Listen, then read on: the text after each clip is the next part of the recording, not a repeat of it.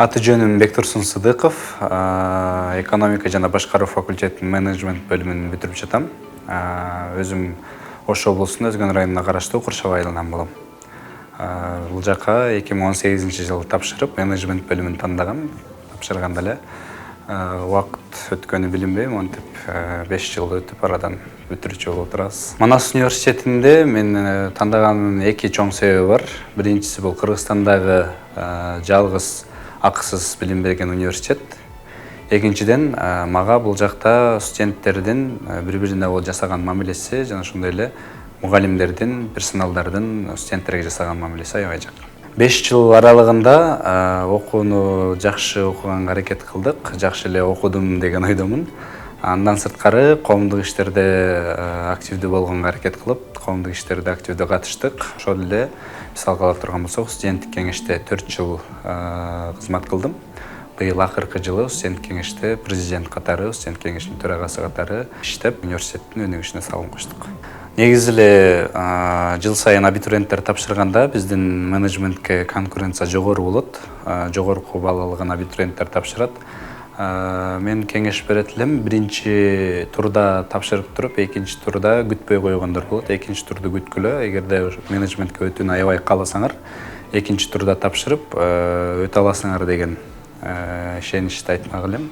Анан менеджментке өтүш үчүн азыртадан даярданып, математиканы жакшыраак окуш керек. Математика менен кыргыз тили бизде басымдуу бөлүк балл берилгенде, Манас университетинде кыргыз тили менен математикадан берилет. Университетти аяктагандан кийин бир канча планым бар. Адам сөзсүз түрдө кошумча план менен жүрүш керек дейт эмеспи, план Б менен. Аяктагандан кийин башка мамлекетте магистратурамды окуп келсем деген оюм бар. Бирок тагдырга там берип болбойт. Эгерде чет жакта магистратураны окуу насип кылбаган болсо, биздин Бишкек шаарыбыздагы президенттин алдындагы мамлекеттик башкаруу академиясында магистратурамды улантып, мамлекеттик кызматка барам деген оюм бар буюрса. 5 жыл ичинде эсте каларлык күндөр көп эле болот. Эсте каларлык окуялар. Алардын ичинен биринчи курста математикадан экзамен тапшырганбыз. Арасынака виза сынабына киргенде мен бир аз ооруп, сыркоолуп кирген болчумун.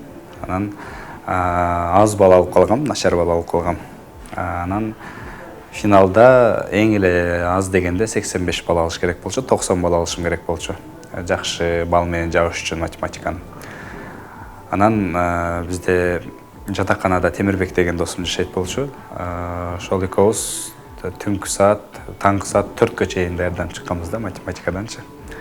Мен бир сабакты мынтип таңкы саат 4кө чейин окуган, бир эле ошол учурум болду да. Анан ошол таңкы саат 4кө чейин даярданган эмгегим кайтып, 95 балл менен математиканы жапкам. Манас мен үчүн экинчи үйүм. Ал эми Манастагы ага эжелерим, досторум, студенттер булар менин экинчи үй бүлөм. Эмнеге? Себеп дегенде мен Манаста окуган 5 жыл убактымдын 4 жылын жатаканада жашап өткөрдүм. Анан жанагы бир айда бир гана өзүмдүн муктаждыгым болуп калганда гана шаардын борборуна чыкпасам, айлап чыкпай калган убактарым болот. Досторума тамашалашып күлүп калам, мен Манаска 5 жылга кесилип кеткенмин депчи. Ансыңарындай бул баягы Манас мен үчүн өзүмдүн үйүмдөй, айткандай эле студенттер, ага эжелерим үй бүлөмдөй болуп калган, аябай жакын. Эми азыр бүтүп кетип атканда, мына ушулардын баарын таштап кетүү, кош деп айтып кетиш бир аз оор.